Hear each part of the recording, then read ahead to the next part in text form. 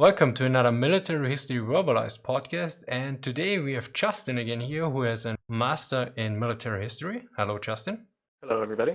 And today we talk about first some criticism that was thrown at me about stating in my Bismarck versus Swordfish video that the Bismarck at its commission was one of the most advanced warships on the planet.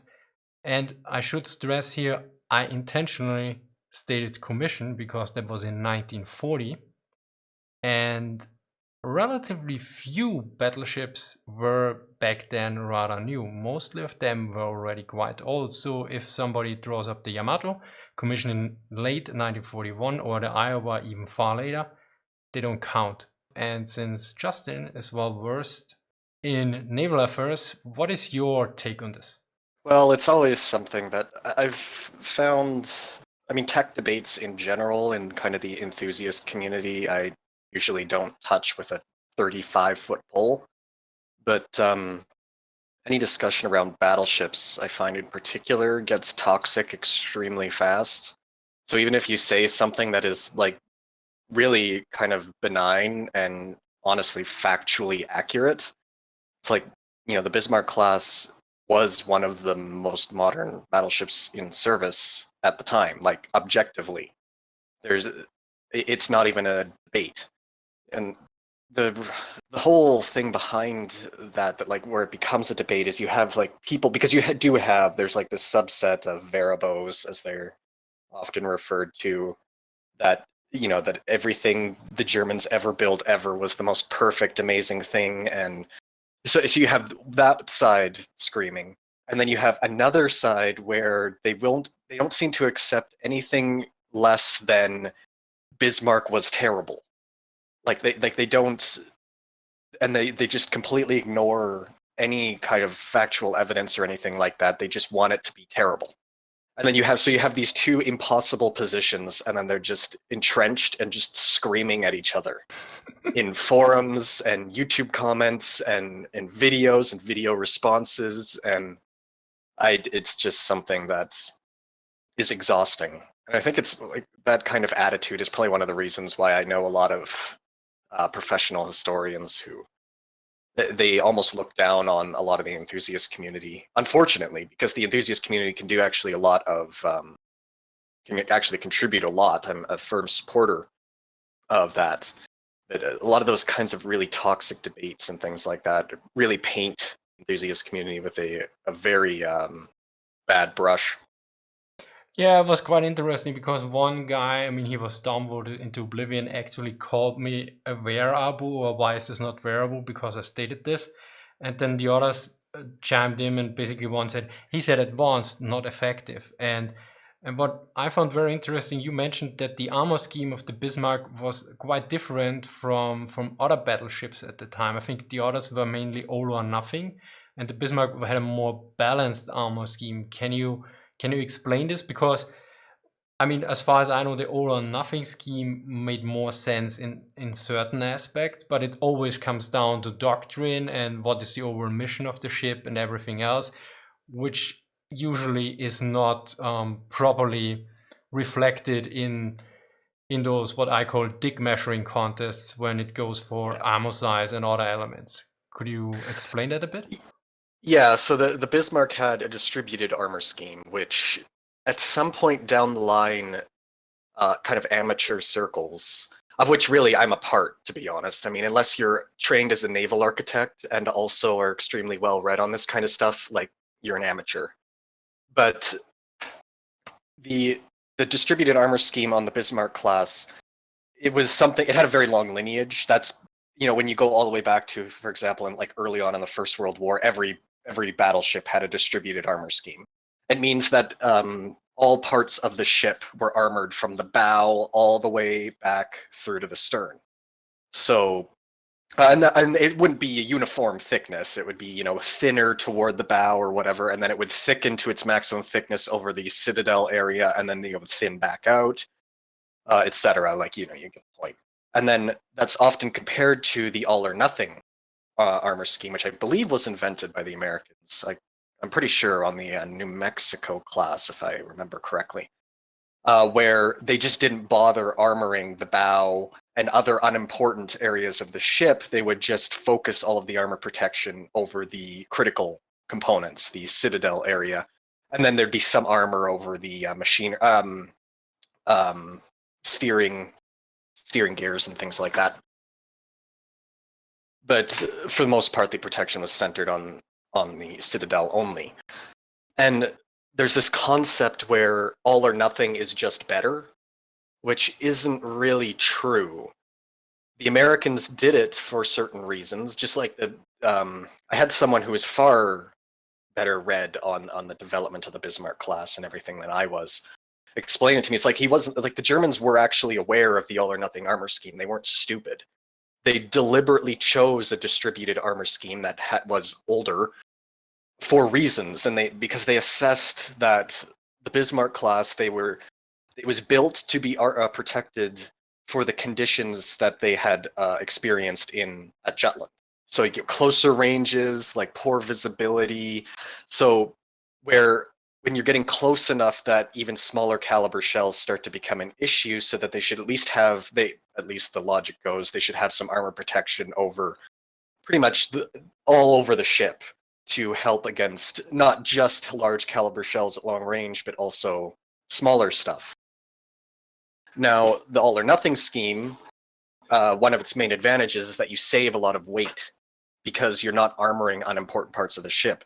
So you can take all of the tonnage that you want to put into armor and you can focus it on the citadel, the most important parts. This is particularly good for longer range engagements where you're only really concerned about protecting your crucial spaces from larger caliber shells, and you're not too concerned about the smaller caliber stuff because you're under assumption you're not going to be getting super close generally. But of course, that means that there's a large part of your ship that is mostly unprotected. Now, this is quote unquote non-critical, but you still don't want your entire ship getting blown away outside of the citadel. I mean, technically, they're calculated where as long as the citadel isn't breached, there's enough buoyancy that the ships will stay afloat. But they're still not going to be going as fast or maneuvering as well or anything like. And you can cause a lot of problems to areas of the ship. You can cause a lot of problems if you're damaging stuff outside of the citadel. It's just the ship won't necessarily be totally combat ineffective and it won't sink, theoretically. With the Bismarcks, they decided to go down another path. And now the weight, that obviously means that the Bismarcks, they put a lot more weight, tonnage into the armor. So you could say, they could have, adopted an all or nothing scheme and, saved weight, maybe increased the speed a bit, or maybe thickened the citadel protection, although you have to remember that Bismarck was a big girl. It's like around 41,000, 45,000 tons. Can't remember. I think it's for 41-ish tons standard. But so it's already a huge battleship, meaning that it's not like the citadel was poorly protected. If it had been a treaty battleship limited to 35,000 tons standard, at that point, it probably would have had thinner armor protection than, for example, a North Carolina or something like that. But in the end, because it was a bigger ship, they could put more weight into armor. And therefore, you had armor all over the place, and then also a pretty well-protected citadel. It was not poorly protected by any stretch of the imagination. Although I've heard, can't remember what the thickness was exactly, but I heard the deck armor was relatively thin. Again, going back to the assumption that they'd be fighting at closer ranges, so that just wasn't something that they had designed for. Yeah, but it's not an easy dichotomy of good versus bad. Yeah, actually, it's quite interesting because two experiences come to mind. First off, the Bismarck took quite a pounding until it was finally sunk or it blew itself up. I think there's still a discussion about this. So if the armor was so bad, why wasn't it sunk earlier? And the other point is, of course, if you look at Operation Weserübung, at which point Bismarck wasn't operational, or at least it was not deployed, there is the point, I think it was the HMS Glowworm against heavy cruiser Admiral Hipper, and they met each other in pretty close range when they basically both resorted to ramming. So because due to the visibility limitations and everything, and and the Bismarck was more North Sea or Baltic Sea. It's in English, I think, and everything. So whereas the United States usually focus on the Pacific and North Atlantic, where the visibility is higher. So this actually seems to make a lot of sense if we put it in context. Of course, context is what a lot of people seem to easily ignore. Yeah, context is really important because all these battleships, they were designed to do different things for different nations. You know, so the certain features of the Bismarck class you wouldn't necessarily want in the PTO, and certain battleships were built under. Sorry, it's wait. a reminder that we start the podcast. We started early. But there's certain features of the Bismarck you probably wouldn't want in the PTO. There's certain other for example, a lot of the American battleships, they were built to the treaties that Bismarck was not built to. So you have a 35,000 ton standard hard limit on displacement. So you get something like, for example, one of my favorite battleship classes, the North Carolinas. You know, superb treaty battleships, but it was it was built within restrictions. They needed to save weight wherever they could. They still wanted to get a balanced design out of it at the end, but they were limited in their displacements, so they had to make sacrifices. And it wasn't the world's greatest protected battleship. It was sufficiently protected, indeed quite well protected for a treaty battleship. But when you're limited by displacement, there's only so much you can do. And there's all of these trade-offs, and obviously if you're going to have a battleship operating in the Pacific, you generally want larger operational ranges because the Pacific makes the Atlantic look like a little lake. So you need to be able to actually get places to go fight. Or in the case of the Japanese, you design a battleship to operate in the PTO and it still doesn't actually have that much range. But that's also, in their defense, it's because, again, it was designed under a certain set of operational assumptions where they would be operating defensively, so they'd be operating on interior lines near their own bases and things like that, where range wasn't really something that they needed. At least that's what they foresaw. Of course, when they ended up in the war, they were forced to try and make use of the Yamato class at ranges that they hadn't really envisioned when it was designed. So they started running into issues there. But there's all of these little trade-offs and things like that tend to overlook. And context is just so important. But instead you usually get these like circular, endless arguments between two sets of poorly read amateurs screaming at each other about something versus something else in like a sterile vacuum where there's like no other circumstances around it, and it's just exhausting. But yeah, I mean, especially in the whole naval affair, it's rather interesting. Like the Dunkirk was especially designed with an armor scheme to defeat the 28 centimeter shell of the Graf Spee of the Deutschland class ships, and then you have the whole treaty regulations and everything else, and everyone develops a ship to counter another ship.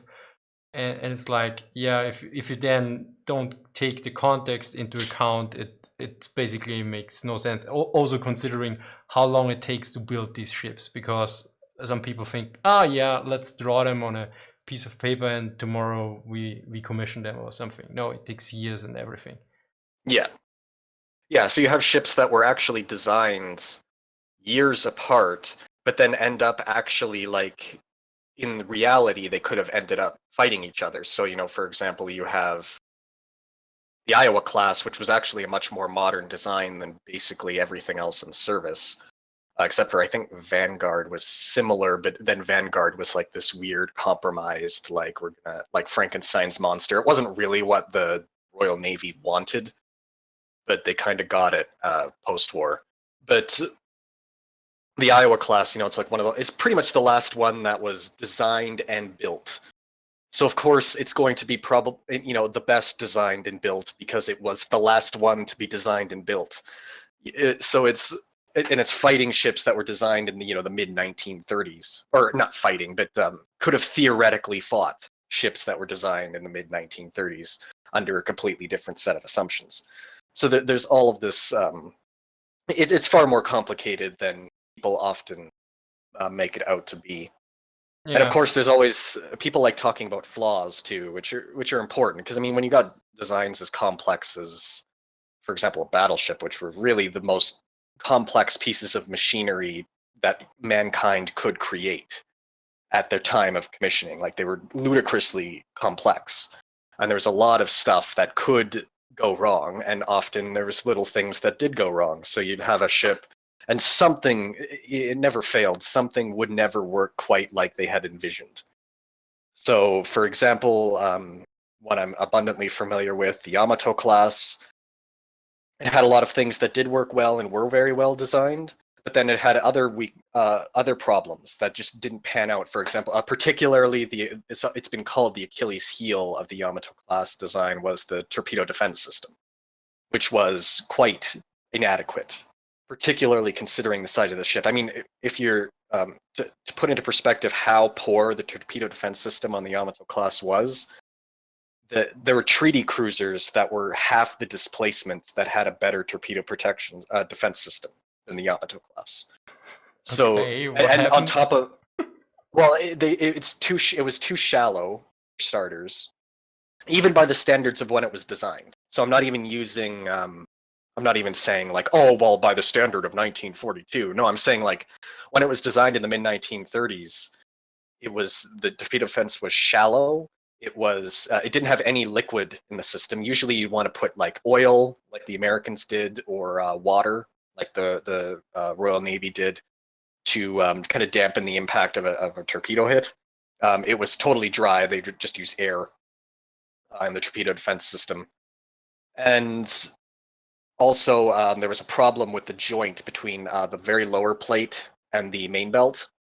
The joint was like pretty much right behind the torpedo defense system, and then what they found is when it took a torpedo hit, the joint would fail, and you'd get water inside the citadel, which is a big no-no. You do not want that to happen. Yeah. So, now how much did this matter? No, not really. Didn't really matter that much. But other than I can't remember which one it was, either Yamato or Musashi. They were transiting somewhere and they got hit by a submarine torpedo, and that's when they discovered that there was something very wrong with the torpedo defense system, because it started shipping far more water than it really was supposed to. So then that's when they recognized, oh, well, something is really wrong here.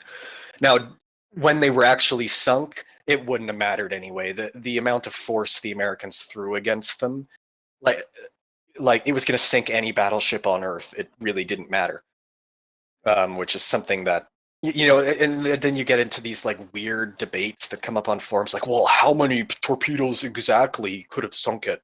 Well, it's like, that's a completely pointless argument and debate to get into, because what ended up happening is enough torpedoes hit it that they sank.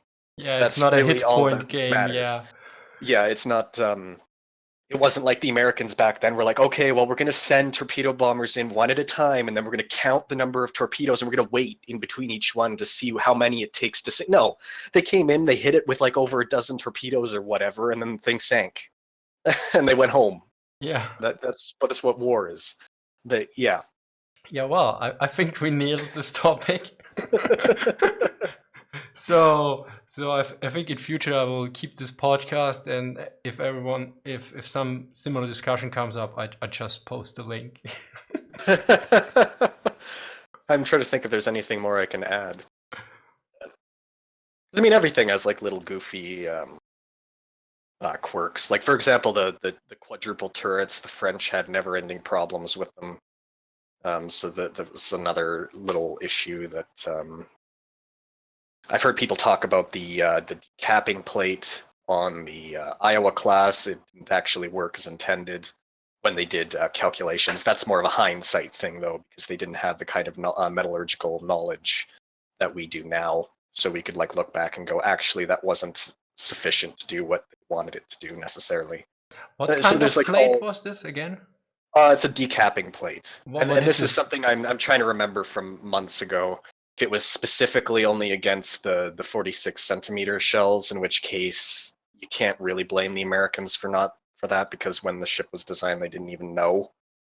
But if it was something else, then it might have actually been an issue.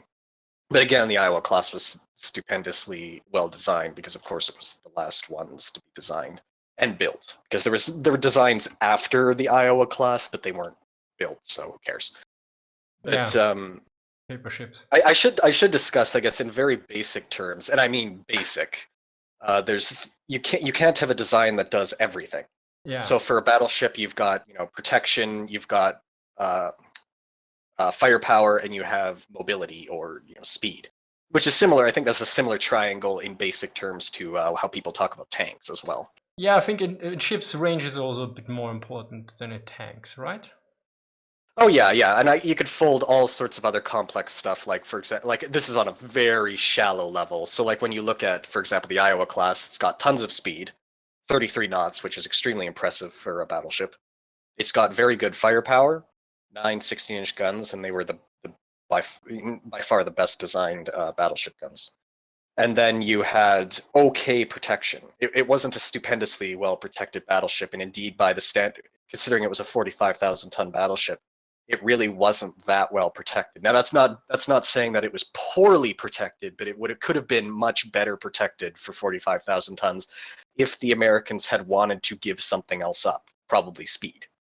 But they wanted the speed, so what you end up with is the Iowa class. You look at like something like Yamato, you've got very good firepower, you have extremely good protection, particularly against shell fire, and then you have okay speed. So you can always see where they're kind of taking stuff out. Bismarck, you've got very good protection, you have very good speed, but you don't really have the best firepower. I mean, for a 41,000 ton battleship, 8 15-inch guns isn't that great. Now, it's not bad. 8 15-inch rifles, particularly the modern ones on Bismarck, are no joke. But you could have had heavier armament if the Germans had really wanted. Although there were other issues, like apparently the Germans had problems designing large shell hoists and things like that, which is why they used 2-gun turrets, because they actually couldn't design a 3-gun turret for large caliber guns that was not going to be obscenely wide. But they eventually overcame that, though, because I think in the World of Warships, when they were digging in the Russian archives, they actually did find a 3-gun turret for large guns that they designed for the Soviets. But I guess it took them a little while to overcome that hurdle. But, so there's like and this is again like only the most surface level stuff. If you want to like zoom all the way down, you can start looking at like gun characteristics. Do you want lower velocity guns or higher velocity guns? One downside of a higher velocity gun is that they tend to have far higher barrel wear, meaning you have to change your barrels out more often because, of course, you're putting the barrels under larger strain because you're firing a higher velocity round. So there's like all of this stuff, and it's just a series of trade-offs and things, and nations would build what they envisioned they would need. So it's a very complex subject, and again, I don't even consider myself an expert, even though I'm like better, more well-read on the subject than 99% of people out there. Yeah, I guess 99.9%. Maybe not 0.9, because I think there's a lot of like, people there's people out there that are more technical than me when it comes to naval stuff. But yeah, I mean naval engineers, obviously, but so far I don't have met any naval engineer. We have a brother of a naval engineer, as far as I know, in the Discord, which will be invited to a future podcast, very likely after I had some time to read the German War Construction ship book from 1943. Okay. And yeah, so you should not forget, engineers are rather rare. They are really rare. And I know that there's one on that pops up occasionally on like the War Thunder and World of Warships forums, although he doesn't post as much as he used to, probably because of just exasperation, because on the internet, everyone thinks their expertise is equivalent to a guy that trained at the US Navy War College and is an expert on like Japanese warship design from the period they're talking about, but the other guy read a book one time, so of course their opinion is equivalent. But yeah, that's that's a whole other can of worms. But yeah, I mean, this is a general thing when it comes to warship design. Like back then, they had a bunch of engineers for every system, basically. Yeah, and then somebody comes up in the internet nowadays and says, "Yeah, that was bad. It was stupid." Oh, really? really the leading edge engineers back then designed these guns and everything else. But you, with probably a bachelor in, I don't know, in history or something, show up and tell them it was stupid. Very interesting. Anyway, so that's kind of my rambling. So thank you very much, Justin. Thank you. Glad to be here. Now, if you like the podcast, consider supporting us on Patreon. There's a link in the description. And thank you for listening, and see you next time. Bye.